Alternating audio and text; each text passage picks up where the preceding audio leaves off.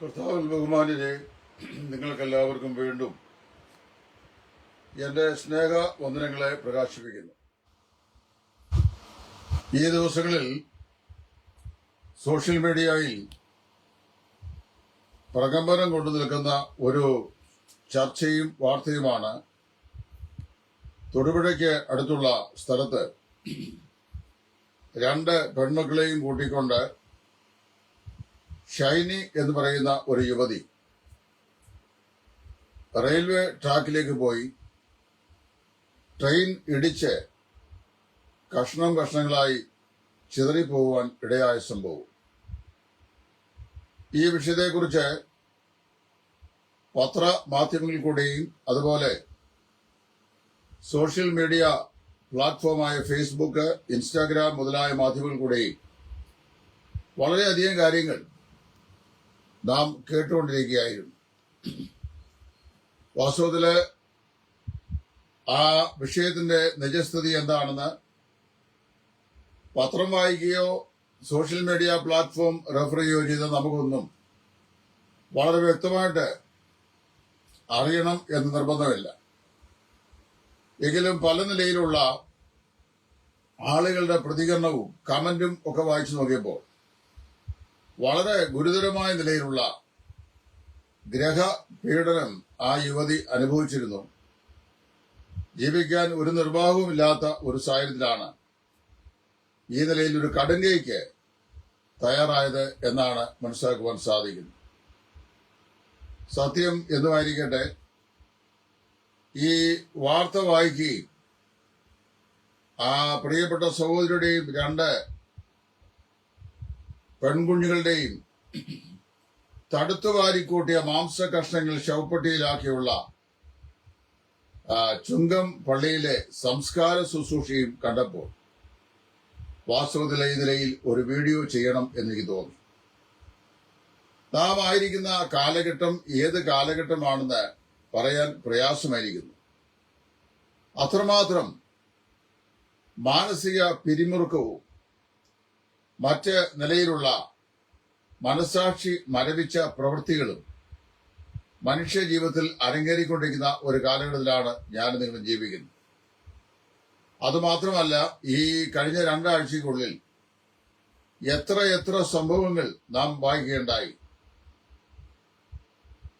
ഭർത്താവ് ഭാര്യയെ വെട്ടിക്കൊല്ലുന്നു, മകൻ അപ്പനെ വെട്ടിക്കൊല്ലുന്നു, യുവതിയും മക്കളും കൂടെ ട്രെയിനിന്റെ മുമ്പാകെ ചാടി കൂട്ടമായി ആത്മഹത്യ ചെയ്യുന്നു. 9 ക്ലാസ്സിൽ പഠിക്കുന്നവൻ തന്റെ സഹോദരിയെ പീഡിപ്പിക്കുന്നു. അതുപോലെ തന്നെ മറ്റു പല അനിഷ്ട സംഭവങ്ങളും ഓരോ ദിവസവും നമ്മൾ കേട്ടുകൊണ്ടിരിക്കുകയാണ്. വാസ്തവത്തിൽ എന്താണ് മനുഷ്യൻ സംഭവിച്ചിരിക്കുന്നത് അല്ലെങ്കിൽ സംഭവിക്കുന്നത് എന്നുള്ളത് ഞാൻ നിങ്ങളും വളരെ കൂലങ്കക്ഷമായി തന്നെ ചിന്തിക്കേണ്ട സമയം അതിക്രമിച്ചു കഴിഞ്ഞിരിക്കുന്നു. ഈ യുവ സഹോദരി ഷൈനിയുടെ പിൽക്കാല അനുഭവങ്ങളെ സംബന്ധിച്ചൊക്കെ പലതും പല ആളുകളും കമന്റ് ഇട്ടിട്ടുണ്ട്. അവർ BSc നഴ്സിംഗ് പാസ്സായ ഒരു യുവതിയാണ്. അവരെയാണ് വിവാഹം കഴിച്ച് ഒരു പുരുഷൻ അവരുടെ വീട്ടിലേക്ക് കൊണ്ടുവന്നത്. അവരെ ജോലി ചെയ്യാനായിട്ട് അനുവദിക്കപ്പെട്ടിരുന്നില്ല എന്ന് പറയുന്നു. ഒടുവില് അവർക്ക് ഒരു ഭർതൃഗ്രഹത്തിൽ ഒരു വിധത്തിൽ നിൽക്കാൻ കഴിയാത്ത സാഹചര്യം സംജാതമായെന്നും രണ്ട് പെൺമക്കളെയും കൂട്ടിക്കൊണ്ട് സ്വഭവനത്തിലേക്ക് വന്നു. അവിടെയും വേണ്ടത്ര നിലയിലുള്ള ഒരു പരിചരണം ലഭിച്ചില്ല എന്നും ഒക്കെ നമ്മൾ കേട്ടു. കഴിഞ്ഞ ദിവസം മറുനാടൻ സംപ്രേഷണം ചെയ്ത ഒരു ശബ്ദരേഖയിൽ നിന്ന് അവരെ കാരിത്താസുള്ള ഒരു ഹോസ്പിറ്റലിലെ ജോലിക്ക് വേണ്ടി പരിശ്രമിച്ചു. എന്നാൽ വളരെ നീണ്ട കാലത്തെ ഇടവേള അവരുടെ കോഴ്സും ജോലിയും തമ്മിൽ ഉണ്ടായിരുന്നതുകൊണ്ട് അക്കോമഡേറ്റ് ചെയ്യാനായിട്ട് സാധിച്ചില്ല എന്നൊരു വാർത്ത കേട്ടു.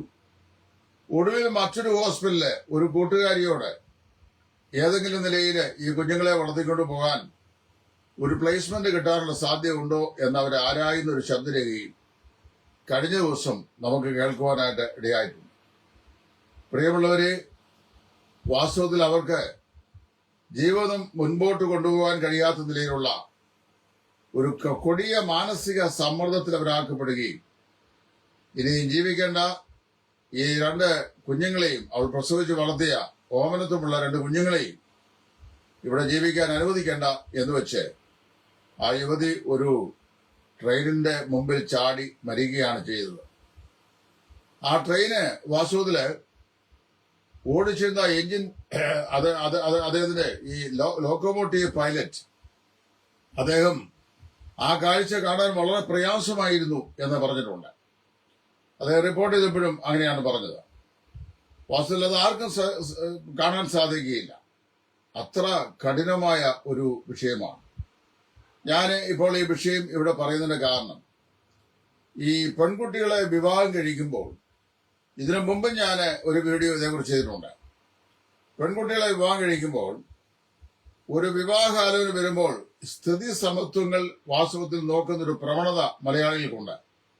സ്ഥിതി സമത്വം എന്ന് പറഞ്ഞു കഴിഞ്ഞാൽ സാധാരണ നിലയിൽ എല്ലാവിധമായ സൗകര്യങ്ങളും ചെന്നു കയറുന്ന ഭർതൃഗ്രഹത്തിൽ വലിയ വീടുണ്ടോ, അതുപോലെ കാറ് ഉണ്ടോ, പിന്നെ തോട്ടമുണ്ടോ, മറ്റ് ജീവിത സൗകര്യങ്ങളുണ്ടോ, സാമ്പത്തികമായിരിക്കുന്ന സ്രോതസ്സുണ്ടോ, ഇത്യാദി കാര്യങ്ങളൊക്കെ പ്രഥമ ദൃഷ്ടിയ നോക്കി വിവാഹാലോചന ചെയ്തിട്ട് ആ വിവാഹം നടത്തുന്ന ധാരാളം വീടുകളുണ്ട്. എന്നാൽ അതിപ്രധാനമായി നോക്കേണ്ട പല കാര്യങ്ങളും നോക്കുന്നതിന് മാതാപിതാക്കളും അതിന് തയ്യാറാവുന്നില്ല എന്നാണ് പല അനുഭവങ്ങളിൽ കൂടിയും അല്ലെങ്കിൽ പല സംഭവങ്ങളിൽ കൂടിയും മനസ്സിലാക്കുവാനായിട്ട് സാധിച്ചിട്ടുള്ളത്.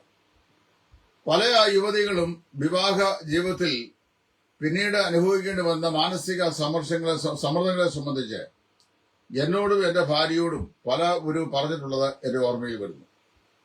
മദ്യപന്മാരായ യുവാക്കന്മാര്, ഇത് വിശ്വാസികളുടെ കാര്യം ഞാൻ പറയുന്നത്, അല്ലാതെ ഈ അവിശ്വാസികളുടെ അവിശ്വാസം എന്ന് പറഞ്ഞു കഴിഞ്ഞാൽ എപ്പിസ്കോപ്പൽ സഭകളിലെ കാര്യമല്ല ഞാൻ പറയുന്നത്. ഞാൻ ബ്രദറുകാരനായതുകൊണ്ട് എനിക്ക് വേർപാടുകാരുടെയും ബന്ധുക്കോസുകാരുടെയും ഒക്കെ കാര്യങ്ങൾ കുറെ അറിയാം. മദ്യപന്മാരാകുന്ന യുവാക്കന്മാരെ മദ്യപ സ്വഭാവം മറച്ചു വെച്ചിട്ട് നല്ല സുന്ദരികളായ വിദ്യാഭ്യാസമുള്ള യുവതികളുമായി വിവാഹം കഴിച്ചിട്ട് യാതൊരു സമാധാനവും ലഭിക്കാതെ നരകതുല്യമായി ജീവിതം നയിക്കേണ്ട ഗതികേടിൽ അകപ്പെട്ടു പോയ ചില പെൺകുട്ടികളുടെ കഥകൾ ഞാൻ കേട്ടിട്ടുണ്ട്, എനിക്ക് അറിയുകയും ചെയ്യാം. അവരിൽ ചില ആളുകൾ ഇപ്പോൾ ഭർത്താവിൽ നിന്ന് അകന്ന് കഴിയുകയാണ്. ഒരു വിധത്തിനും ജീവിക്കാൻ കഴിയുകയില്ല. മദ്യം കഴിക്കുക, മദ്യത്തിന് അടിമയായി തീരുക, നിരന്തരമായി ശാരീരികമായി പീഡിപ്പിക്കുക, മാനസിക സമ്മർദ്ദത്തിൽ ഏർപ്പെടുത്തുക, ആത്മഹത്യയ്ക്ക് പ്രേരിപ്പിക്കുക, കുഞ്ഞുങ്ങളെ കഠിനമായി ഉപദ്രവിക്കുക, ഇങ്ങനെയൊക്കെയുള്ള കാടത്തരങ്ങൾ ചെയ്ത പുരുഷന്മാർ. ഇങ്ങനെയുള്ള ഇവന്മാരെയൊക്കെ വിവാഹകാലോചന വരുമ്പോൾ ഈ നിങ്ങൾ ശ്രദ്ധിച്ചോണം, ഏതെങ്കിലും ഒരു വീട്ടില്, ഞാൻ തുറന്നു പറയുന്ന മനുഷ്യനാണ്, തുറന്നു പറയുന്നതുകൊണ്ട് ഇപ്പൊ എനിക്ക് വാസ്തവത്തില് ഒരു ശവസംസ്കാരം പോലും വേണ്ടി വന്നാൽ 10 പേര് കൂടി വന്ന് ചെയ്യാൻ സാധ്യതയുണ്ടോ എന്ന് എനിക്ക് സംശയമുണ്ട്. കാരണം തുറന്നു പറയുന്നവരെ അത്ര ഇഷ്ടമല്ല ആൾക്കാർക്ക്. ഈ ഒരു വിവാഹാലോചന വരുമ്പോൾ ഈ ചെറുക്കന്റെ വീട്ടിൽ ചെല്ലുമ്പം ആ പുരുഷനേക്കാൾ, അവിടുത്തെ അപ്പനേക്കാൾ കൂടുതൽ അമ്മയാണ് വാചാലയാകുന്നത് മകനെ കുറിച്ചെങ്കിൽ അപ്പോഴും സൂക്ഷിച്ചോണം, ശ്രദ്ധിച്ചു വേണം ചെയ്യാനായിട്ട്. അറിയാവും, ഒരു നശിച്ച കുടിയൻ എന്ന് ഞാൻ പറഞ്ഞത് ക്ഷമിക്കണം. ഒരിക്കലും എന്റെ മകൾക്ക് വേണ്ടി ഒരു വിവാഹാലോചന വന്നു. കുടിയനാന്നറിയാൻ വയ്യ, വലിയ വിദ്യാസമ്പന്നാണ്, എല്ലാവിധ സൗകര്യങ്ങളുമുണ്ട്. എന്നാല് ആ വിവാഹാലോചനയ്ക്ക് വേണ്ടി ഞാൻ ചെന്ന സമയത്ത് അത് പയ്യന്റെ പിതാവ് വളരെ ശാന്തമായി പരിമിതമായ വാക്കുകൾ മാത്രമേ പറയുന്നുള്ളൂ. എന്നാൽ തള്ള വളരെ വാചാലിയാകുകയാണ്, മകന്റെ ഗുണവിശേഷങ്ങളെ കുറിച്ച് പറയുകയാണ്. അപ്പോൾ നമ്മുടെ ഇടയിലുള്ള ഒരു വലിയ അപകടമുണ്ട്. അപകടം ഞാൻ പറയാം. നമ്മൾ സാധാരണയായി ചെന്നൊരു നാമമാത്രമായ നിലയിൽ ചോദിക്കും, പയ്യന് കൂട്ടായ്മയിലുള്ള ആളാണോ, അല്ലെ പെൺകുട്ടി കൂട്ടായ്മയിലുള്ള ആളാണോ എന്ന് ചോദിക്കും. അപ്പൊ കൂട്ടായ്മയുള്ള ആളാണെന്ന് ചോദിച്ചു കഴിഞ്ഞാൽ ഈ രാമചന്ദ്രന്റെ ബേക്കറിക്കകത്തുനിന്ന് വാങ്ങിച്ചുകൊണ്ട് വരുന്ന ബണ്ണ് ഈ സ്തോത്രം ചെയ്ത് മുറിച്ച് സഭകളിൽ കൊടുക്കുമ്പോൾ അതിനകത്തുനിന്ന് ഭാഗവാക്കാകുന്നുണ്ടോ? അതുപോലെ തന്നെ ബാംഗ്ലൂരിലോ ഹൈദരാബാദിലോ ഉള്ള ഈ മുന്തിരി പ്രോസസ്സിംഗ് സെന്ററിൽ നിന്ന് സീൽ ചെയ്തപ്പെടുന്ന മുന്തിരിച്ചാറ് സ്തോത്രം ചെയ്ത് കഴിയുമ്പോൾ അതിൽ നിന്ന് കുടിക്കുന്നുണ്ടോ എന്നുള്ളതായി ചോദിക്കുന്നത്. ഈ ഊട്ടം മിക്കവാറും ഉള്ളതല്ലേ നിന്ന് കുടിക്കുന്നത് നിരുന്നതൊക്കെയാണ്. സത്യം ഞാൻ തുറന്നു പറയാം, നല്ലൊരു ശതമാനം രക്ഷിക്കപ്പെട്ടതല്ല. എങ്ങനെ രക്ഷിക്കപ്പെട്ടെന്ന് അറിയുന്നത്? രക്ഷിക്കപ്പെട്ടൊരു ദൈവവേദനെ ഒരു പെൺകുട്ടിയെ വിവാഹം കഴിച്ചു കഴിഞ്ഞാൽ അവളെ മാനസികമായോ ശാരീരികമായോ പീഡിപ്പിക്കാനോ ദണ്ഡിപ്പിക്കാനോ ഉപദ്രവിക്കാനോ സാധിക്കുകയില്ല. രക്ഷിക്കപ്പെട്ട ഒരു ദൈവപൈതൽ വിവാഹിതനായി കഴിഞ്ഞാൽ അവന്റെ ഭാര്യയെ, ജീവിത പങ്കാളിയെ സ്വന്തം ശരീരത്തെ പോലെ അവൻ സ്നേഹിക്കുകയും കരുതുകയും പോറ്റിപ്പുലർത്തുകയും ചെയ്യും. അവളുടെ ജീവിതത്തിന്റെ ബലഹീനതകളിൽ അവൻ അവൾക്ക് ഏറെ ആശ്വാസവും സഹായവുമായിരിക്കും എന്നാണ് ദൈവ വചനത്തിലൂടെ മനസ്സിലാക്കാൻ സാധിക്കുന്നത്. അപ്പൊ ഈ ബണ്ണ് മുറിച്ച് കൊടുക്കുന്നത് സ്വതന്ത്രം ചെയ്ത് കർത്താവിന്റെ ശരീരത്തിന്റെ ഭാഗമാണ്, അതിന്റെ പ്രതീകമാണെന്നൊക്കെ പറഞ്ഞ് അത് കൊടുക്കുമ്പോൾ അത് നുള്ളി പറിച്ച് തിന്ന് ഇതിനകത്തുനിന്ന് ഈ വീഞ്ഞിനകത്തുനിന്ന് മോന്തി കുടിച്ച് എല്ലാ ഞായറാഴ്ചയും കർത്താവിലേക്ക് നല്ലവനും വല്ലവനുമായതൊരു സാക്ഷ്യവും പറഞ്ഞ് യേശുക്രിസ്തുവിന്റെ ക്രൂശീകരണത്തെക്കുറിച്ചൊരു പ്രബോധനം പറഞ്ഞു കഴിഞ്ഞാൽ ഇവൻ ആത്മീകനാണെന്നാണ് ചിന്തിക്കുന്നത്. എല്ലാ തരികിടും ഇവന്റെ സ്വഭാവത്തിൽ കാണും.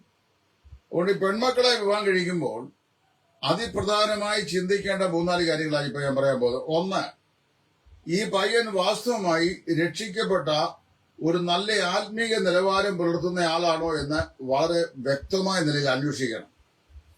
അത് എവിടെ അന്വേഷിക്കും? നമുക്ക് പെട്ടെന്നൊക്കെ ഒരു ആലോചന വന്നാൽ എങ്ങനെയാണ് അന്വേഷിക്കുന്നത്? ഇപ്പൊ എനിക്കറിയാവുന്നൊരു പെൺകുട്ടി, പേര് പറയാൻ ഞാൻ ആഗ്രഹിക്കുന്നില്ല, പേര് പറഞ്ഞു കഴിഞ്ഞാല് ചിലപ്പോ ഇപ്പൊ ഈ ഗുണ്ടകളൊക്കെ ഒരുപാടുള്ള കാലഘട്ടമായതുകൊണ്ടും വിശ്വാസികളുടെ ഇടയിലും ഗുണ്ടകൾ ഉള്ളതുകൊണ്ടും ചിലപ്പോൾ എന്തെങ്കിലും ഗുണ്ടകളെ വിട്ട് ആക്രമിച്ചു കഴിഞ്ഞാൽ എനിക്കന്ന് ആൺമക്കളുമില്ല, ആരോഗ്യവും ഇപ്പൊ വളരെ മോശമാണ്. അതുകൊണ്ട് ഇതിനൊന്നും എതിർപ്പെടാനുള്ള ശക്തിയില്ല, ഈ വാചാലതയേ ഉള്ളൂ.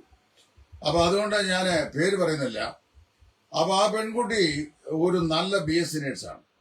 നല്ല BSc നേഴ്സ് പറഞ്ഞാൽ നന്നായി പഠിച്ചു, കാണാൻ നല്ല വൃത്തി കൊള്ളാവുന്ന പെൺകുട്ടിയാണ്. എനിക്കറിയാവുന്ന ഭവനവുമാണ്.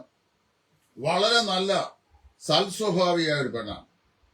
അപ്പൊ അവള് ആയിരുന്ന സ്ഥലത്തുനിന്ന് വേഗത്തിൽ അവളെ വിളിച്ചു വരുത്തി ഒരു പയ്യനെ കിട്ടി. അവന് ഗൾഫ് കൺട്രീസിൽ GCC കൺട്രിയിൽ ഒരു നല്ല ജോലിയാണ്, നല്ല ശമ്പളമുണ്ട്, നാട്ടിലെ 4 ഏക്കർ വസ്തുവുണ്ട്, വലിയ സൗകര്യങ്ങളൊക്കെ ഉള്ള വീടുമൊക്കെ ഉണ്ട്. അപ്പോൾ ഈ പെൺകുട്ടിയെ പെട്ടെന്ന് വിളിച്ചു വരുത്തി കഴിഞ്ഞപ്പോൾ അവിടെ കോഴ്സ് കഴിഞ്ഞ് ഇന്റേൺഷിപ്പ് ചെയ്യാൻ കയറിയതേ ഉള്ളൂ. അപ്പൊ അവള് പറഞ്ഞു, ഇത്ര ധൃതിയായിട്ട് ഈ വിവാഹം നടത്തി കഴിഞ്ഞാൽ എങ്ങനാ? അപ്പൊ അവളുടെ ജ്യേഷ്ഠത്തിമാരും എല്ലാം കൂടി പറഞ്ഞു, വേറെറിയാമോ, ഈ നീ അങ്ങ് സമ്മതിക്കുക, കാര്യം എതിർത്ത് കഴിഞ്ഞാൽ ശരിയാകുകയില്ല, കാര്യം ഇത്രയും സൗകര്യങ്ങളുണ്ട്, 4-5 മുറിയുള്ള വീടുണ്ട്, അതുപോലെ തന്നെ വാഹനമുണ്ട്, 4-5 ഏക്കർ വസ്തുവും റബ്ബർ തോട്ടവും ഒക്കെ ഉണ്ട്, പയ്യൻ GCC കണ്ടി ജോലി ചെയ്യാണ്. അവിടെ നീ അങ്ങ് അവള് ചോദിച്ചു, ഈ പയ്യന്റെ സ്വഭാവത്തെക്കുറിച്ചോ കാര്യങ്ങളെക്കുറിച്ചോ എന്തെങ്കിലും വ്യക്തമായിട്ട് അന്വേഷിച്ചോ? അതൊക്കെ ഒന്നും അങ്ങനെ കൂടുതലൊന്നും നമുക്ക് ചക്കയാണോ തുന്നിച്ചു നോക്കാൻ എന്നൊക്കെ പറഞ്ഞ് ജ്യേഷ്ഠത്തിമാരും എല്ലാം കൂടി നിർബന്ധിച്ച് ഈ പാവം പിടിച്ച പെൺകുട്ടിയെ പൊടുന്നനവെ വിവാഹം കഴിച്ച് അവളെ കൊണ്ട് ഹണിമൂണിന് പോയ ദിവസം വേറെ 2-3 കൂട്ടുകാരെയും കൂടി കൂട്ടിക്കൊണ്ടാ പോയത്. ഹണിമൂണിന് പോയ ദിവസം 2-3 കൂട്ടുകാരെയും കൂടി കൂട്ടിക്കൊണ്ടാ. അവളോട് പറഞ്ഞതായി കാര്യം, എന്നോടും എന്റെ വൈഫിനോടും പറഞ്ഞ, ഞാൻ ദൈവത്തിന്റെ കൃപയാലെ ഒരു സ്ഥലത്തും ഒറ്റയ്ക്ക് യാത്ര ചെയ്യാറില്ല. എവിടെ പോയാലും എന്റെ ഭാര്യ വഴിയാണ് ഞാൻ യാത്ര ചെയ്യുന്നത്. അപ്പൊ ഞാൻ അങ്ങനെ പോയി. അവള് എന്നോട് സംസാരിച്ച് പറഞ്ഞു, ഹണിമൂണിന് പോയ ഒരു സ്ഥലത്ത്, കേരളത്തിലെ തന്നെ ഒരു തണുത്ത പ്രകൃതമുള്ള ഒരു സ്ഥലത്ത് ചെന്നപ്പോൾ ആദ്യത്തെ ദിവസം തന്നെ ഈ കൂട്ടുകാരും കൂടി മൂക്കുമുട്ട കുടിച്ച് കൂത്താടി കുത്തി മറിയുന്ന ഭർത്താവിനെയാണ് ഈ നല്ല ആത്മീയ സ്വഭാവമുള്ള പെൺകുട്ടി കാണുന്നത്. അവൾ ആരോടും പറഞ്ഞില്ല, കുറെയൊക്കെ സഹിച്ചു, കുറെയൊക്കെ വഹിച്ചു, മുമ്പോട്ട് നീങ്ങി. കുറെ നാളുകളൊക്കെ ഒന്നിച്ച് താമസിച്ച നാളിലൊക്കെ കഠിനമായ ദേഹോപദ്രവവും മാനസിക സമ്മർദ്ദവും ഒക്കെ അനുഭവിക്കേണ്ടായി വന്നു. ഏതായാലും ഒരു പരുവത്തിലായി, ഒരു വിധത്തിലും മുമ്പോട്ട് പോകാൻ കഴിയാത്ത സാഹചര്യം സംജാതമായി. അവൾ ജോലി റിസൈൻ ചെയ്ത് വയ്യാത്തൊരു കുഞ്ഞിനെയും ഒരു പെൺകുട്ടിയും കൂട്ടി നാട്ടിൽ വന്നു. വാടകയ്ക്ക് താമസിച്ച കുഞ്ഞുങ്ങളെ പഠിപ്പിക്കുന്നു. ഇപ്പോൾ അത് കോടതിയിലായി, ഡൈവോഴ്സിലായി. ഞാൻ പറഞ്ഞെന്താന്ന് ചോദിച്ചു കഴിഞ്ഞാല് ഇത് ഒരാളുടെ മാത്രം സംഭവമല്ല, അനേക ശ്രമങ്ങൾ. പല വീടുകളിലും മാനസിക സമ്മർദ്ദം കൊണ്ട് ജീവിച്ചു പോകാൻ വയ്യാതെ ഒതുങ്ങി ഭയപ്പെട്ട് കഴിയുന്ന ധാരാളം പെൺകുട്ടികളൊക്കെ ഉണ്ട്. വിവാഹം നടത്തുമ്പോൾ ഈ ബണ്ണ് നുള്ളിപ്പറിച്ച് തിന്നുന്ന ആളാണോ, വീഞ്ഞ് മൊത്തിക്കുടിച്ചിരിക്കുന്ന ആളാണോ എന്ന് മാത്രം നോക്കാതെ, 5 ഏക്കർ റബ്ബർ തോട്ടമുണ്ടോ, ഗൾഫിൽ ജോലിയാണോ, പിന്നെ കാറുണ്ടോ, 5-6 മുറിയുള്ള വീടുണ്ടോ എന്ന് നോക്കാതെ ശരിയായി വീണ്ടും ജന്മം പ്രാപിച്ച സ്വഭാവശുദ്ധിയുള്ള ഒരു നല്ല പയ്യനാണോ എന്ന് നോക്കുക. രണ്ടാമത്തെ സൂക്കേട്, ഈ ആത്മീകം പറയുമ്പോൾ വലിയ ഭക്തിയോടെ കൂട്ടായ്മയിലുണ്ടോ, രക്ഷിക്കപ്പെട്ടാണോ, എന്നാണ് സ്നാനപ്പെട്ടത് എന്നൊക്കെ ചോദിച്ചാലും ഈ ആത്മീകമല്ല, പ്രാകൃതമത്രേ ഒന്നാമത്തേത്, ആത്മീകം പിന്നത്തേതിൽ വരുന്നു എന്ന് പുനരുത്ഥാനത്തെ കുറിച്ച് പൗലോസ് പറയുമ്പോൾ പറയുന്ന പോലെ ഈ അന്വേഷണത്തിൽ ആത്മീകം ചോദിക്കുന്നെങ്കിലും ഇതിനകത്ത് വലിയ കഥയില്ലെന്നുള്ളതാണ് ഞാൻ എന്റെ ജീവിതാനുഭവത്തിൽ കൂടെ എന്ന് പറഞ്ഞാൽ ജീവിത വീക്ഷണത്തിൽ കൂടെ മനസ്സിലാക്കുള്ളൂ. ജീവിതാനുഭവം ക്ഷമിക്കണം, എനിക്ക് ദൈവം അങ്ങനെയുള്ള പ്രശ്നമൊന്നും. ജീവിത വീക്ഷണത്തിൽ കൂടി കാര്യങ്ങൾ കാണുന്നത് മനസ്സിലാക്കുന്നത്. അതായത് എങ്ങനെയും കുറെ പണം ഉണ്ടാക്കി, നല്ല സമ്പാദ്യങ്ങൾ ഉണ്ടാക്കി, നല്ല തോട്ടമോ കാര്യങ്ങളോ LIC പെൻഷൻ പദ്ധതികളോ ഒക്കെ ഉണ്ടാക്കി തൂത്തുവാരാൻ ജോലിക്കാരെ കിട്ടാത്ത ഈ കഠിനമായ കാലഘട്ടത്തിലാണെങ്കിലും 5-8 മുറിയുള്ള ഭയങ്കര ഭീമാകാരമായ വീടുമൊക്കെ ഉണ്ടാക്കി എടുക്കാൻ വയ്യാത്ത 2 വണ്ടിയൊക്കെ വാങ്ങിച്ചിട്ട് ഇങ്ങനെ ജീവിക്കുന്നതാണ് വാസ്തവത്തില് ഒരു പ്രതാപമുള്ള ജീവിതം എന്ന് ചിന്തിച്ച് നിരപരാധികളായ പെൺകുട്ടികളെ കൊണ്ടുപോയി വിവാഹം കഴിപ്പിച്ചു. അപ്പൊ വിവാഹം കഴിക്കുമ്പോൾ ഇപ്പൊ BSc നഴ്സിംഗിനൊക്കെ പഠിപ്പിക്കുന്ന പിള്ളേര് അങ്ങനെ മാതാപിതാക്കൾ അവരെ കഷ്ടപ്പെട്ട് പഠിപ്പിക്കുമ്പോൾ അവർക്ക് മാതാപിതാക്കൾക്ക് ഈ മക്കളുടെ ഭാവിയെ സംബന്ധിച്ചൊരു നല്ല കാഴ്ചപ്പാടുണ്ട്. അവര് ഈ പ്രത്യേക കാലഘട്ടത്തില് എവിടെയെങ്കിലും പോയി ജോലി ചെയ്ത് അല്പം പൈസ ഉണ്ടാക്കി മാന്യമായിട്ട് ജീവിച്ച് കുഞ്ഞുങ്ങളെ വളർത്തി അവർ സന്തോഷമായി മുമ്പോട്ട് പോകണം, സ്വയം സെൽഫ് സപ്പോർട്ട് ആയിരിക്കണം എന്നൊക്കെയുള്ള നല്ല കാഴ്ചപ്പാടാണ് ഇവർ ചെയ്യുന്നത്. അപ്പൊ ഈ BSc നഴ്സിംഗ് വരെ പഠിച്ച ഈ പെൺകുട്ടിയെ ഭർതൃഗ്രഹത്തിൽ ജോലി ചെയ്യാൻ അനുവദിക്കുകയില്ല. 10-13 കൊല്ലങ്ങൾ പിന്നിട്ട് കഴിഞ്ഞു, ജോലി ചെയ്യാൻ സമ്മതിക്കില്ല. എന്താ കാരണം നമുക്കറിയാൻ വയ്യ. എനിക്ക് ഈ സോഷ്യൽ മീഡിയ വഴി വായിച്ചുള്ള അറിവേ ഉള്ളൂ, വേറെ ഒന്നും അറിയാൻ വയ്യാണ്ട്. അത് ഏതായാലും ജോലിയില്ലാതെ ജീവിക്കാനും വയ്യ. ഇന്നത്തെ കാലത്ത് എങ്ങനെ ജീവിക്കാനാ മനുഷ്യന്? ഒരു കുടുംബം സാധാരണ നിലയിൽ ജീവിച്ചു പോകണമെങ്കിൽ തന്നെ എത്രായിരം രൂപ ആണെങ്കിലും മാസം ജീവിക്കാൻ പറ്റും സാമാന്യമായൊരു ജീവിതത്തിന്. അപ്പൊ അതിന് ഒരാളുടെ ഏണിങ് മതിയാകുന്നില്ല എങ്കിൽ ഭാര്യയും കൂടെ ജോലി ചെയ്യാൻ അവർക്ക് വെൽ ക്വാളിഫൈഡ് ആണെങ്കിൽ, അതിന് മനസ്സുണ്ടെങ്കിൽ അവിടെ ജോലി ചെയ്യുന്നതിൽ എന്ത് തകരാറാണുള്ളത്? അതിന് അനുവദിക്കണ്ടേ? അല്ലെ പിന്നെ അതിനെ BSc നഴ്സിംഗ് പഠിക്കേണ്ട ആവശ്യമുണ്ടോ? ജോലി ചെയ്യാൻ ആഗ്രഹമില്ലാത്ത പെൺമക്കളാണെങ്കിൽ അവരെ ഈ BSc നഴ്സിംഗിനും MSc നഴ്സിംഗും ഒന്നും പഠിപ്പിക്കേണ്ട ആവശ്യമില്ല. അതിനു പകരം അവരെ ചെയ്യേണ്ടത് എന്നാ ചോദിച്ചു കഴിഞ്ഞാല് പ്രീ ഡിഗ്രി വരെയോ അതല്ലെങ്കിൽ ഏതെങ്കിലും സെക്യുലർ ഡിഗ്രി BAയോ BScയോ എന്തെങ്കിലും എടുത്ത ബേസിക് എഡ്യൂക്കേഷൻ കൊടുത്ത ശേഷം ഇതിനു വേണ്ടിയൊക്കെ ചെലവാക്കുന്ന പൈസ കൊടുത്ത് വിവാഹം കഴിപ്പിച്ചങ്ങ് വിടുക ആവശ്യം. അവർ പോയി ജോലി ചെയ്യട്ടെ, അത് ജോലി ചെയ്യേണ്ടത് ആവശ്യമല്ലേ, അവർ ചെയ്യട്ടെ. അപ്പൊ അതിന് പോലും തടസ്സമുണ്ടാക്കി. അപ്പോ സാമ്പത്തികമായ ഭൗതികമായിരുന്ന മെച്ചം മാത്രം നോക്കാതിരിക്കുക. 2, ഈ ചെറുക്കന്റെ അമ്മ കൂടുതൽ വാചാലിയായി മകന്റെ ആത്മീയത്തെ കുറിച്ച് പറയുകയാണെങ്കിൽ സൂക്ഷിച്ചോണം, ഇവന്റെ കയ്യിൽ എന്തോ കുഴപ്പമാണ്. അത്രേ ആകാവും. ഇനി 3ാമത്തെ വിഷയം, ഈ പയ്യന് ഏതെങ്കിലും ഇതിനുള്ള ദുശീലങ്ങളുള്ളതാണോ എന്ന് അദ്ദേഹം പാർക്കുന്ന ചുറ്റുപാടുകൾ സംബന്ധിച്ചൊക്കെ അന്വേഷിച്ചറിയാം. ഞാനൊരിക്കലും അങ്ങനെ അന്വേഷിച്ചു. ഞാനൊക്കെ പറഞ്ഞു എന്റെ മകൾക്ക് വേണ്ടി ഞാൻ പറഞ്ഞത് പ്രപ്പോസൽ വന്നു കഴിഞ്ഞപ്പോൾ ഞാൻ അത്യാവശ്യമായി അന്വേഷിച്ചു കഴിഞ്ഞപ്പോൾ എനിക്ക് മനസ്സിലായി ഈ പയ്യന്റെ മിക്കവാറുമുള്ള എല്ലാ ദുസ്വഭാവങ്ങളും ഉണ്ട്. നല്ല സൗകര്യമുള്ള വീടാന്ന് പറഞ്ഞു കഴിഞ്ഞാലും അത് വേണ്ട എന്ന് മനസ്സുകൊണ്ട് ഞാൻ വെച്ചു. അത് വേണ്ട എന്ന് മനസ്സുകൊണ്ട് വെക്കുകയും എനിക്ക് ഒരു കാരണവശാലും നടത്താൻ താല്പര്യമില്ല എന്ന് പറയുകയും ചെയ്തു. അത് സംബന്ധിച്ച് ഒരിക്കലും ഞാൻ ദുബായ് ചെല്ലുമ്പോൾ ആ പയ്യന്റെ അടുത്ത ഇമ്മീഡിയറ്റ് റിലേഷൻപ്പെട്ട ഒരാൾ ഞാൻ ശുശ്രൂഷയും കഴിഞ്ഞിറങ്ങുമ്പോൾ എന്നെ വകഞ്ഞിട്ട് ചില ക്വസ്റ്റ്യനൊക്കെ ചോദിച്ച കൂട്ടില് അപ്പൊ ഇങ്ങനെ ഒരു പ്രപ്പോസൽ വന്നു, സഹോദരൻ പിന്മാറിയല്ലോ, ഞങ്ങൾ പാവപ്പെട്ടവരായതുകൊണ്ടാണല്ലോ ഞങ്ങളുടെ ഇന്നത് മാറിയത് എന്നൊക്കെ പറഞ്ഞല്ലോ എന്ന്. ഞാനിതൊന്നും പറഞ്ഞില്ല. അപ്പൊ സഖി കെട്ടുന്നപ്പോ ഞാൻ പറഞ്ഞു പാവപ്പെട്ടവരായിട്ടല്ല കുടിയനായിട്ടാണ് ഞാൻ മാറിയെന്ന് പറഞ്ഞു. ഏത് കുടിയനാന്ന് പറഞ്ഞാലും കുടിയന്റെ കാര്യം ഞാൻ പറയും. കാരണം അറിയാമോ, കുടിയന്മാര് ഒക്കെ വിവാഹം കഴിപ്പിച്ചു കൊടുക്കാൻ പാടില്ല.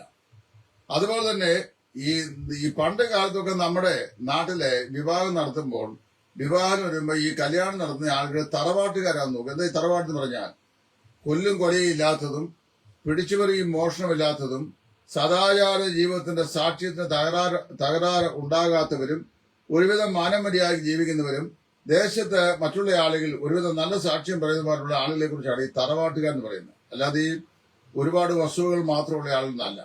ഇതൊക്കെ അന്വേഷിക്കുമായിരുന്നു. ഇപ്പൊ എല്ലാം പുത്തൻ മടക്കാരല്ലേ, ഗൾഫിലും അമേരിക്കയിലും പോയി 5-6 കൊല്ലം ജോലി കഴിയുമ്പോൾ ഇവിടെ ആരുടെയും കയ്യിൽ വേണ്ടുന്ന ഇഷ്ടം പോലെ പൈസയുണ്ട്. അപ്പൊ പണം കണ്ടുകൊണ്ട് പെൺപിള്ളാരെ കൊണ്ട് സുന്ദരികളായ പിള്ളേരെ കൊണ്ടുവന്ന് വിവാഹം കഴിപ്പിച്ചു കൊടുക്കും. അവസാനം അത് അവതാളത്തിലായിത്തീരും. ഇവിടെ ഞാൻ പറയുന്ന ഈ ഷൈനിയും അവരുടെ മക്കളെയും കൂട്ടിക്കൊണ്ട് പോയി ഷൈനി റെയിൽവേ ട്രാക്കിൽ ചാടി മരിച്ചതിനെ ഒരു കാരണവശാലും നീതിരിക്കാൻ പറ്റുകയില്ല. അത് ചെയ്യാൻ പാടില്ല. കാര്യം ആത്മഹത്യ യാതൊരു പ്രശ്നത്തിനും ഒരു ശാശ്വതമായ പരിഹാരമല്ല. ഇനി ഒരു നിർവാഹവുമില്ല. BSc നേഴ്സിന് ഒത്തായ ജോലി കിട്ടിയില്ലെങ്കിൽ മാന്യമായി ആരോടെങ്കിലും യാചിച്ചാലും കുഞ്ഞുങ്ങളെ വളർത്താനുള്ള പൈസ കിട്ടും, അല്ലെങ്കിൽ പോയി മറ്റെന്തെങ്കിലും ജോലി ചെയ്താലും കക്ഷിച്ച് ജീവിക്കാനുള്ള പൈസ കിട്ടും. ആത്മഹത്യ ജീവിതത്തിലെ ഒരു പ്രശ്നങ്ങൾക്കും ഒരു ശാശ്വതമായ പരിഹാരമല്ല. അത് ഒരു ടെമ്പററി റിലീഫിന് വേണ്ടി ഉള്ളൊരു തോന്നലാണ്. അത് ഒരിക്കലും ചെയ്യാൻ പാടില്ലായിരുന്നു. എത്രമാത്രം മാനസിക പീഡനം ഉണ്ടായെങ്കിലും ആ പെൺകുട്ടി അത് ചെയ്യാൻ പാടില്ല. ആ രണ്ട് ഓമനത്തുള്ള രണ്ട് കുഞ്ഞുങ്ങളുടെ മുഖം വാസ്തവത്തിൽ ഈ മീഡിയയിൽ കണ്ടു കഴിഞ്ഞപ്പോൾ ചങ്ക് തകർന്നു പോയി. ഈ അവരാരാന്ന് പോലും അറിയാൻ വയ്യാത്ത എന്റെ ചങ്ക് തകർന്നു. അപ്പൊ നിങ്ങളെപ്പോലുള്ള അനേക ആളുകൾ, കുടുംബജീവിതം നയിക്കുന്ന ആളുകൾ, കുഞ്ഞുങ്ങളെ സ്നേഹിക്കുന്ന ആളുകൾ, നിങ്ങൾക്ക് വാസ്തവത്തിൽ അതേ അനുഭൂതി ഉണ്ടായി കാണും എന്ന് ഞാൻ വിശ്വസിക്കുകയാണ്. അപ്പോൾ ഏതെങ്കിലും ഒക്കെ നിലയിൽ ജീവിക്കാൻ കഴിയാത്ത ഒരുപക്ഷെ ആ പെൺകുട്ടി മടുത്ത് കാണും. ഇനി ഇത് ഒരു ശകലം പോലും, ഒരു ഇഞ്ച് പോലും മുമ്പോട്ട് പോകാൻ കഴിയാത്ത നിലയിൽ മാനസികമായി അവള് സമ്മർദ്ദത്തിലായി മടുത്ത് കാണും. അതായിരിക്കും അങ്ങനൊരു കടുങ്കൈ ചെയ്യാൻ കാരണമായി തീർന്നത് എന്ന് ഞാൻ ചിന്തിക്കുന്നു. ഇന്ന് ഞാനിപ്പോൾ അല്പസമയം മുമ്പ് സോഷ്യൽ മീഡിയയിൽ വായിച്ചു, അവരുടെ ഭർത്താവിനെ പോലീസ് അറസ്റ്റ് ചെയ്തു എന്ന് കേട്ടു. നേരോ കള്ളോ എന്ന് എനിക്കറിയാൻ വയ്യ. ഈ സോഷ്യൽ മീഡിയയിൽ വായിക്കുന്ന എല്ലാ വാർത്തയും വിശ്വസിക്കാനും പറ്റുകയില്ല. അത് ഇതിനകത്ത് ഞാനിപ്പോൾ വായിച്ചാണ്. ഈ നാളെ പത്രത്തിൽ വരുന്നുണ്ടെങ്കിൽ അറിയാം സത്യമാണോ ഇല്ലയോ. ഏതായാലും ഞാൻ പറഞ്ഞതെന്ന് അറിയാമോ, വിവാഹ ആലോചന വരുമ്പോൾ പെൺമക്കളെ ഉള്ള മാതാപിതാക്കൾ വളരെ സൂക്ഷിച്ചും വളരെ ശ്രദ്ധിച്ചും മാത്രമേ വിവാഹകാല കാര്യങ്ങളിൽ ഇടപെടാവൂ. വിശേഷാൽ വിശ്വാസികളായ ആളുകളുടെ വിവാഹങ്ങൾ നടക്കുമ്പോൾ കള്ളം പറഞ്ഞ് നടത്തുന്ന പല കല്യാണമുണ്ടെന്ന് ഇതിനു മുമ്പ് ഞാൻ ഒരിക്കൽ പറഞ്ഞു. അപ്പൊ അങ്ങനെ കള്ളം പറഞ്ഞ് കല്യാണം നടത്തിയ ഒന്ന് രണ്ട് ഫാമിലിക്കാർക്ക് എന്നോട് മരണകരമായ വിരോധം ഉണ്ടായി. അപ്പോൾ വിരോധം ഉണ്ടായിട്ട് വലിയ കലിപ്പോടെയാണ് എന്നെ ഒരു പിശാച് ക്രൂശ് കാണുന്ന പോലെയാണ് എന്നെ കാണുകയും എടുക്കുകയൊക്കെ ചെയ്യുന്നത്. 10ാം ക്ലാസ് കഷ്ടിച്ച് പാസ്സായ ചെറുക്കനെ അന്നത്തെ കാലത്ത് BSc നേഴ്സിനെ കൊണ്ട് BCom കാരനാന്ന് പറഞ്ഞ് കെട്ടിച്ച ഒരാളെ എനിക്കറിയാം. അതുപോലെ തന്നെ BHSCയുടെ എക്സാമിനേഷൻ പ്രീ ഡിഗ്രി വളരെ കഷ്ടിച്ച് നിരങ്ങി പാസ്സായ ഒരു പെൺകുട്ടിയെ വിദ്യാസമ്പന്നനായിരിക്കുന്ന ഒരു ബാങ്ക് ഉദ്യോഗസ്ഥനെ കൊണ്ട് കള്ളം പറഞ്ഞ് BCom ആണെന്ന് പറഞ്ഞ് കെട്ടിച്ച ഒരു മൂപ്പനെ എനിക്കറിയാം. എന്തോ മൂപ്പനായി ഇവരൊക്കെ ആറ് പറഞ്ഞു. കാര്യം ഇവർ പറഞ്ഞത് ഇതൊക്കെ പറഞ്ഞു കഴിഞ്ഞാൽ സഭയ്ക്കെതിരായി പറയുന്നത്. ഇതൊക്കെ പറയുന്ന സഭയ്ക്കെതിരായിട്ടാണോ? ഇതുപോലുള്ള കള്ളന്മാരെ വാസ്തവത്തിൽ പബ്ലിക്കിന് മുമ്പാകെ കൊണ്ടുവന്ന് പരസ്യമായി പറയണ്ടേ? സ്വന്തം മക്കളെ കഷ്ടിച്ച് BHSC പാസ്സായതിന് പിന്നെ BCom ആണ് എന്ന് പറഞ്ഞ് കള്ളം പറഞ്ഞ് ഉന്നത ഉദ്യോഗസ്ഥനെ വിവാഹം കഴിപ്പിക്കുക. എന്തറിയാമോ? അത് അങ്ങനെയുള്ളവൻ ആരാ? മൂപ്പൻ, സഭയുടെ മൂപ്പനായിരിക്കുന്നവൻ, അല്ലെ പാസ്റ്ററായിരിക്കുന്നവൻ. എന്നോ പാസ്റ്റർ എന്നോ മൂപ്പനാണ്. സ്വന്തം മക്കളെ ഓമനിച്ചു കൊടുത്തു. ആൺപിള്ളേര് പെൺപിള്ളേരും മാതാപിതാക്കൾക്ക് ഉണ്ടായി കഴിഞ്ഞാൽ മക്കളെ ഒരുപോലെ സ്നേഹിക്കണം എന്ന് ദൈവവചനം പറയുന്നുണ്ടെങ്കിലും ആൺമക്കൾ സാധാരണയായി വിവാഹം കഴിച്ച് നമ്മുടെ കൂടെ തന്നെ പാർക്കുക ചെയ്യുന്നത്, നമ്മുടെ വീട്ടിൽ താമസിക്കുക ചെയ്യുന്നത്. നമ്മുടെ ക്രിസ്തീയ സംസ്കാരം അനുസരിച്ച് പെൺമക്കളെ നമ്മൾ വിശ്വസിച്ച് വേറൊരുത്തന്റെ ചുമലിലേൽപ്പിച്ച് വിവാഹം കഴിപ്പിച്ച് വിടുകയാണ് ചെയ്യുന്നത്. അവൾ വേറെ വീട്ടിലാണ് പോയി താമസിക്കുന്നത്. ആ വേറെ വീട്ടിൽ പോയി താമസിക്കുമ്പോൾ സ്വൈര്യത്തോടും സമാധാനത്തോടും സംതൃപ്തിയോടും സന്തോഷത്തോടും ജീവിക്കാൻ 15 ദിവസം പട്ടിണി കിടന്നാലും അവൾ പരാതി പറയുമെന്ന് ഞാൻ വിശ്വസിക്കുന്നില്ല. കാര്യം ഞാൻ പട്ടിണി കിടന്നിട്ടുണ്ട്, പരാതി പറഞ്ഞിട്ടില്ല എന്റെ ഭാര്യ. അപ്പൊ അത് പറയുകയില്ല. പക്ഷെ ഒരു വിധത്തിലും ജീവിക്കാൻ കഴിയാത്ത മൃഗീയമായ മർദ്ദനവും മദ്യപാനശീലവും പിന്നെ MDMA അടിക്കുകയും ഡ്രഗ്സ് അടിക്കുകയും ഒക്കെ ചെയ്യുന്ന കാട്ടുകള്ളന്മാരാകുന്ന ആൾക്കാരുടെ കൂടെ എങ്ങനെ ജീവിക്കാൻ പറ്റും? വലിയ പ്രയാസമാണ്. കള്ളം പറഞ്ഞ് ഈ വിവാഹം നടന്നത് തെറ്റാണ്. മെന്റലി ഉള്ള പ്രോബ്ലങ്ങൾ, മാനസിക പ്രയാസങ്ങൾ, അതായത് ഈ ഭ്രാന്ത് പോലെയുള്ള അല്ലെങ്കിൽ മാനസിക വിഭ്രാന്തി പോലെയുള്ള രോഗങ്ങൾക്ക് മരുന്ന് കഴിക്കുന്ന കുഞ്ഞുങ്ങളെ വിവാഹം കഴിപ്പിക്കുക. അത് ആൺപിള്ളേരായാലും പെൺപിള്ളേരായാലും അത് മറച്ചു വെച്ച് വിവാഹം കഴിക്കുക. വലിയ ഗുരുതരമായ പെശകാണ്. ചെയ്യാൻ പാടില്ല, ഒരിക്കലും ചെയ്യാൻ പാടില്ല. വഞ്ചനയാണത്, ചതിവാണ്. ഇതൊക്കെ ലോകത്തിലേക്കും വലിയ തെറ്റാണ്. അറിയാമോ? ഇപ്പൊ ക്രിസ്തീയ പ്രമാണം അനുസരിച്ച് ഒരിക്കൽ ദൈവസന്നയില് സ്വേറിൻ ചെയ്താൽ പിന്നെ ആ വിവാഹം സ്വർഗത്തിൽ സ്ഥിരമായിരിക്കുന്നു എന്നാണ് നമ്മൾ വേദവസ്തു കൂടി പഠിപ്പിക്കുന്നത്. സ്വർഗത്തിൽ സ്ഥിരമാണ്, പക്ഷേ ഭൂമിയിൽ ഇവരെങ്ങനെയാ ജീവിക്കുന്നത്? ഞാൻ തന്നെ അതേക്കുറിച്ച് പുസ്തകം എഴുതിയവനാ. വിവാഹമോചനം പുനർവിവാഹം ഈ പുസ്തകം എഴുതി. ഈ അടുത്ത കാലത്ത് എന്നെ കാണുമ്പോൾ പകൽ ചക്കരയ്ക്കും രാത്രി കള്ളിനും ചെത്തുന്ന ഒരു സുവിശേഷൻ എന്ന് പറഞ്ഞാൽ ഏറെക്കാലത്തേക്ക് സെക്യുലർ ജോബിന് ശേഷം പിന്നെ സുവിശേഷത്തിലേക്ക് ഇറങ്ങിയ ഒരാളാണ്. പകൽ ചക്കരയ്ക്കും രാത്രി കള്ളിനും ചെത്തുന്ന സ്വഭാവമുള്ളവൻ. എന്നെ കാണും പറയും വളരെ മസ്റ്റാണ്, ഇന്നത്തെ കാലത്തെ ആവശ്യങ്ങൾക്കുള്ള ഏറ്റവും കൊള്ളാവുന്ന ഒരു പുസ്തകമാണ്, നാം വാസ്തവമായി ഇങ്ങനെയുള്ള പുസ്തകങ്ങൾ എഴുതണം എന്നൊക്കെ എന്നോട് പറയും.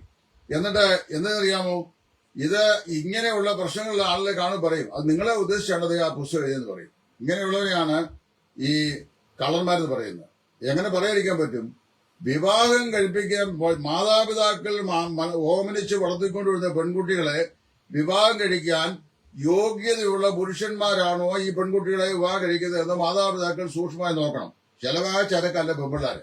അതാദ്യം മനസ്സിലാക്കുക. ഇന്നത്തെ കാലത്ത് പഴയ കാലത്തെ പോലല്ല. പണ്ട് കാലത്ത് ഒരു വീട്ടിൽ 8-10 പിള്ളേർ കാണും.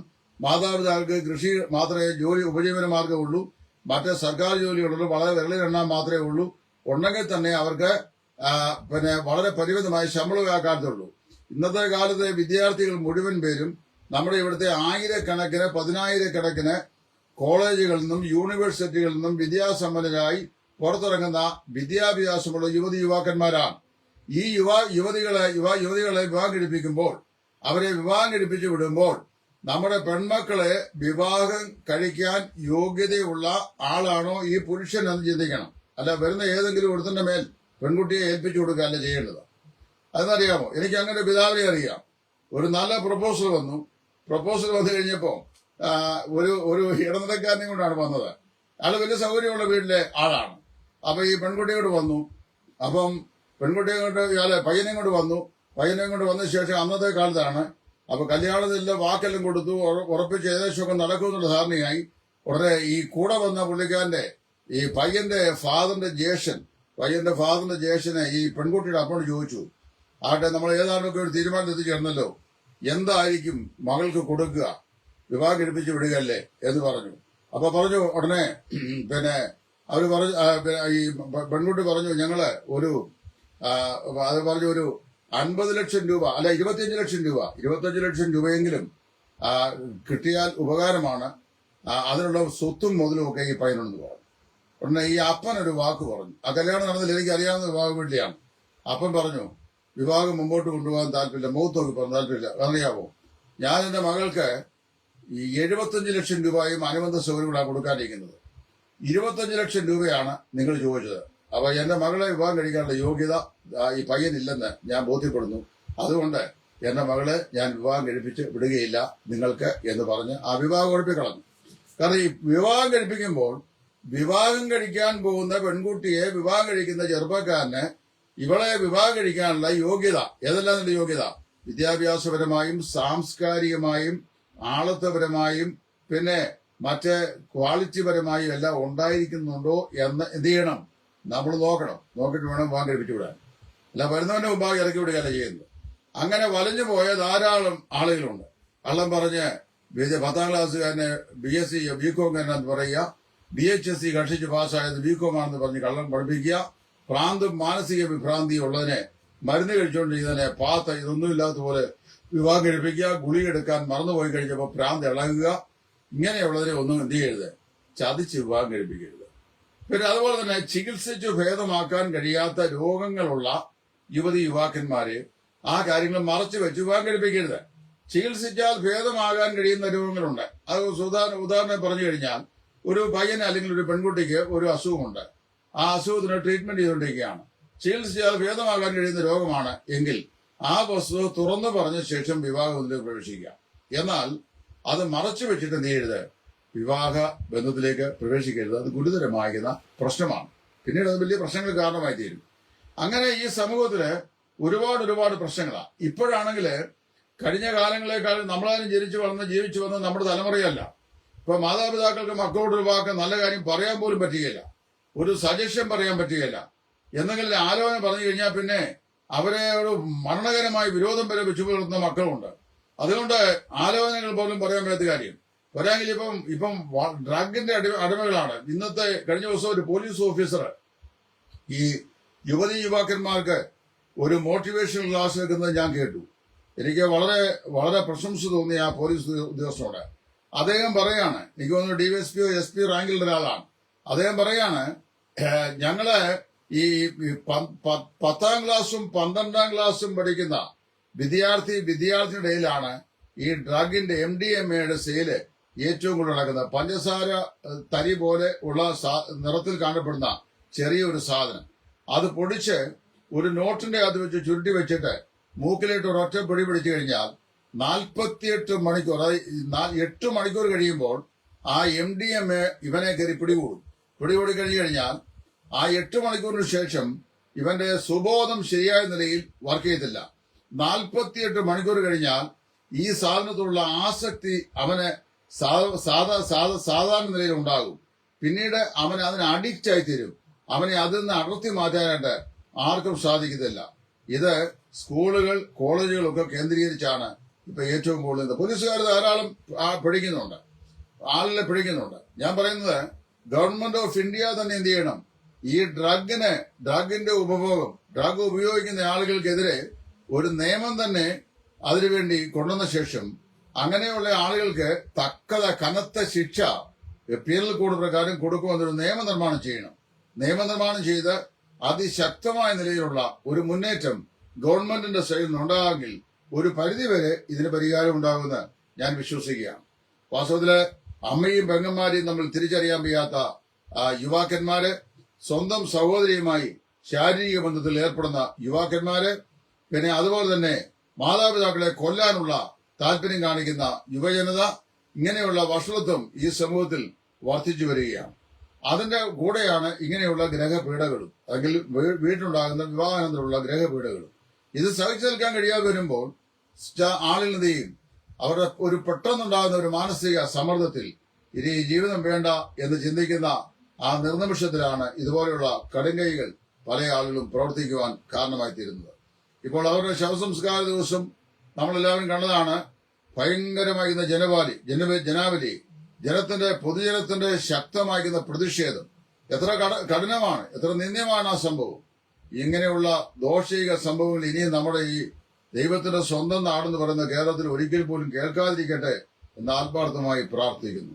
ഞാൻ പറയുന്നത്, പെൺമക്കളെ വിവാഹം കഴിപ്പിക്കുകയോ ആൺകുട്ടികളെ വിവാഹം കഴിക്കുകയോ ചെയ്യുമ്പോൾ 4, 3, 7 ദിവസം കൊണ്ട് ഉണ്ടാക്കി 70 വർഷമോ 80 വർഷമോ മാത്രം ഈ ഭൂമിയിൽ ജീവിക്കാനുള്ള ആയുസ്സിലേക്കുള്ള പണത്തിന്റെ പിറകെ പോകാതെ, താൽക്കാലികമായി കാണുന്ന സാമ്പത്തിക അഭിവൃദ്ധിയുടെ പിറകെ പോകാതെ, ദൈവത്തെ സ്നേഹിക്കുന്നവനാണോ, നല്ല ഗുണമാണോ, സംസ്കാരമുള്ള മനുഷ്യരാണോ, അവര് ഈ പെൺകുട്ടികളെ ശുശ്രൂഷ ചെയ്യുന്ന മനോഭാവമുള്ളവരാണോ, അമ്മായിയമ്മ പോരുകാരിയാണോ, സ്വഭാവശുദ്ധിയുള്ളതാണോ എന്നൊക്കെ എന്ത് ചെയ്യുക, സൂക്ഷ്മമായി പരിശോധിച്ച് വളരെ ടൈം എടുത്ത് തന്നെ വേണം വിവാഹം കഴിക്കാൻ. മറ്റൊരു നിർദ്ദേശം കൂടെ ഞാൻ വാസ്തവത്തിൽ പറയുകയാണ്. ഈ പണ്ട് ഇവിടുത്തെ റോമൻ കാത്തലിക് ഡോക്ടേഴ്സിലാണ് കൂടി ഇവിടുത്തെ അവരുടെ ബിഷപ്പ് കൗൺസിലിന്റെ മെമ്മോ കൊടുത്തിട്ടുണ്ടെന്ന് ആരോ പറഞ്ഞു ഞാൻ കേട്ടു. നേരെ അറിയാൻ വയ്യ. അതായത് പ്രീ മാരിറ്റൽ ഈ ഫിസിക്കൽ ടെസ്റ്റ്, അതായത് വിവാഹം നിശ്ചയിക്കുന്നതിന് മുമ്പ് ഈ പെൺകുട്ടിയെയും ചെറുക്കനെയും കൊണ്ടുവന്ന് പെൺപിള്ളാരെ നല്ല ഗൈനക്കോളജിസ്റ്റിനെ കൊണ്ടും ആൺപിള്ളാരെ നല്ല ഒരു യൂറോളജിസ്റ്റിനെയും കൊണ്ടും വ്യക്തമായ നിലയിലുള്ള സൂക്ഷ്മ പരിശോധന ചെയ്ത ശേഷം ലൈംഗിക ശേഷിയുള്ളതാണോ, കുടുംബജീവിതം നയിക്കാൻ കഴിവുള്ളതാണോ, അതുപോലെ തന്നെ മറ്റെന്തെങ്കിലും ഫിസിക്കൽ അയിൽമെന്റ് ഗുരുതരമായിട്ടുള്ളതാണോ എന്ന് സർട്ടിഫൈ ചെയ്ത ശേഷം മാത്രമേ വിവാഹ നിശ്ചയം ചെയ്യാവൂ എന്ന് ഒരു മെമ്മോറാണ്ടം പണ്ട് ഡോക്ടേഴ്സിന്റെ ഒരു സംഘം കൊടുത്തിട്ടുണ്ടെന്ന് ഞാൻ കേട്ടു, ഈ റോമൻ കാത്തലിക്സിന്റെ ആർസില്. അതിനെക്കുറിച്ചൊന്നും പിന്നീടൊന്നും യാതൊരു അറിയാൻ വയ്യ. ഞാൻ പറയുന്നത്, ഇനിയുള്ള കാലം വിവാഹം നടത്തി കഴിയുമ്പോൾ ഡ്രഗ് അഡിക്റ്റ് ആണോ, ഈ രക്തത്തിനകത്ത് MDMA അംശമുണ്ടോ, പിന്നെ മാനസിക നിലയ്ക്ക് എന്തെങ്കിലും തകരാറുണ്ടോ, സ്വഭാവശുദ്ധി സംബന്ധമായ കുഴപ്പങ്ങളുണ്ടോ, ആരോഗ്യ സംബന്ധമായ ഗുരുതര പ്രശ്നങ്ങളുണ്ടോ, ഇതൊക്കെ സൂക്ഷ്മമായി നോക്കി രണ്ടും കൂടെ ജോയിന്റ് ആയിട്ട് വേണമെങ്കിലും നല്ല ഡോക്ടേഴ്സിനെ പോയി കണ്ട് ഒരു നല്ല സർട്ടിഫിക്കറ്റും കൂടെ സമ്പാദിച്ച ശേഷം മാത്രമേ വിവാഹത്തിന് വാക്ക് കൊടുത്ത് വിവാഹം നടത്താവൂ എന്നാണ് എന്റെ വ്യക്തിപരമായ അഭിപ്രായം. അതല്ലെങ്കിൽ ഇനിയുള്ള നാളുകളിൽ ഇങ്ങനെയുള്ള പീഡകൾ ധാരാളമായി വർദ്ധിച്ചു വരും. മറ്റൊരു കാര്യം ഞാൻ പറയട്ടെ, ഈ ആൺമക്കൾ വിവാഹിതരായി കഴിഞ്ഞു കഴിഞ്ഞാൽ പിന്നെ ഈ ആൺമക്കളുടെ അപ്പനും അമ്മയും ഈ മകന്റെ കാര്യങ്ങളിൽ ഒരു പരിധിക്കപ്പുറം ഇങ്ങനെ കൂടുതലായി ശ്രദ്ധിക്കുക, സകലത്തിനും ഈ പയ്യനെ നിയന്ത്രിക്കാൻ ശ്രമിക്കുക, ഇതൊക്കെ ഗുരുതരമായ തെറ്റാണ്. അടുത്ത കാലത്ത് ഞാൻ ഒരു സഹോദരനോട് വളരെ പേരോട് പറഞ്ഞു, തന്റെ മകളെ ഒരു മനുഷ്യൻ ഒരുവനെ അവന്റെ മകന് വേണ്ടി വശീകരിച്ച് കൈക്കലാക്കി. എന്ന് പറഞ്ഞാൽ വശീകരിച്ച് അത് പോകാൻ നടക്കാനുള്ള ഗതികേടിലാക്കിയ ശേഷം ഈ പിതാവ് ജോലി ചെയ്ത് ജീവിക്കുന്നവനാണ് എങ്കിലും ഈ പയ്യനെ ഇങ്ങനെ ഈ പാമ്പിന്റെ ചുറ്റും കീരി മൂത്രം ഒഴിച്ചിട്ട് അതിനെ ഒരു റിങ്ങി വെച്ചിട്ട് ഇതിനപ്പുറത്ത് പോകാൻ പാടില്ലെന്ന് പറഞ്ഞ പോലെ ഇവൻ അധ്വാനിക്കുന്ന കാശിന്റെ നല്ലൊരു അംശം ഈ അപ്പന് കൊടുത്തുകൊണ്ടിരിക്കണം. ഇവനെ സമ്പൂർണമായി ഈ അപ്പൻ അങ്ങ് നിയന്ത്രിക്കുക. വിവാഹം കഴിഞ്ഞു കഴിഞ്ഞാൽ ഈ ഭാര്യ ഭർത്താക്കന്മാർ അവരുടെ മോറൽ ഒബ്ലിഗേഷൻ സംബന്ധിച്ച് മാതാപിതാക്കളോട് ഒബ്ലിഗേറ്ററി റിലേഷൻഷിപ്പ് നിലനിർത്തുമ്പോൾ തന്നെ അവന്റെ ജീവിതത്തിന്റെ ഏറ്റവും വലിയ കടപ്പാട് അവന്റെ ജീവിത പങ്കാളിയോടാണ്. അതുകൊണ്ട് ഈ പിള്ളേരെ സമാധാനമായി ജീവിക്കാൻ മാതാപിതാക്കള് അവരെ അനുവദിക്കുകയും അവരുടെ യാതൊരു വിധമായ ഫാമിലി കാര്യങ്ങളിലും പ്രൈവറ്റ് മാറ്റേഴ്സിലും അനാവശ്യമായി ഇടപെടാതിരിക്കാൻ ശ്രദ്ധിക്കുകയും ചെയ്യണം. അങ്ങനെ ഇടപെടുന്നത് കൊണ്ട് ശ്വാസതടസ്സമുള്ള എന്ന് പറഞ്ഞാൽ വിമിഷ്ടപ്പെടുന്ന ധാരാളം ആളുകൾ അവിടെ ഇവിടെയായിട്ടുണ്ട്. ഇങ്ങനെ ഒരുപാട് കാര്യങ്ങൾ ഈ വിഷയത്തിലുണ്ട്. അതുകൊണ്ട് ഇതിനെല്ലാം ഒരു പരിഹാരം ഉണ്ടാവണം. ഇതിനെല്ലാം അടിസ്ഥാനപരമായ കാരണം ഈ രക്ഷിക്കപ്പെട്ടതാണ്, സ്നാനപ്പെട്ടതാണ്, വിശ്വാസിയാണെന്നൊക്കെ പറഞ്ഞ് അന്ധമായി നമ്മൾ ചെന്ന് എടുത്തിയാടുന്ന ഇതൊന്നുമല്ല കാര്യം. രക്ഷിക്കപ്പെട്ടതും സ്നാനപ്പെട്ടതും ആത്മീയ കാഴ്ചപ്പാടുകളാണെങ്കിൽ എഡ്യൂക്കേഷണൽ സ്റ്റാറ്റസ് ഈക്വാലിറ്റി, പിന്നെ വെൽത്ത് ഈക്വാലിറ്റി, പിന്നെ വീടും പറമ്പും ഇങ്ങനെയുള്ള എല്ലാ കാര്യങ്ങളിലുള്ള ഈക്വാലിറ്റി ഇതൊക്കെ നോക്കുമോ? അതൊന്നും നോക്കുകയില്ല. അതൊക്കെ ചുമ്മാ പറയുന്ന കാര്യങ്ങളാണ്. നമ്മൾ വളരെ പ്രാർത്ഥിക്കണം, വളരെ സൂക്ഷിക്കണം. ഇതുപോലെയുള്ള ദുഃഖകരമായ അനിഷ്ട സംഭവങ്ങൾ നമ്മുടെ ആരുടെയും ഭവനങ്ങളിൽ, നമ്മുടെ ആരുടെയും സഭകളിൽ, വിശേഷാൽ ഈ കൊച്ചു കേരളത്തില് സഭാ ജാതി വ്യത്യാസമെന്നെ ഒരു ഭവനങ്ങളിലും ഉണ്ടാകാതിരിക്കാൻ സ്വർഗത്തിലെ ദൈവം സഹായിക്കട്ടെ എന്ന് പ്രത്യേകമായി പ്രാർത്ഥിക്കുന്നു. നമുക്കും വളരെ നാമും വളരെ പ്രാർത്ഥിക്കുകയും വിവേകത്തോടെയുള്ള സമീപനങ്ങൾ പല കാര്യങ്ങളും ചെയ്യുകയും ചെയ്യേണ്ടത് വളരെ അനിവാര്യമാണ്. ദൈവം നിങ്ങളെ എവരെയും സഹായിക്കട്ടെ. ക്രിസ്തുവിൽ നിങ്ങളുടെ കൂട്ടുസഹോദരൻ സുവിശേഷകൻ ടൈറ്റസ് ഫ്രം ഇടയാറുണ്ട്.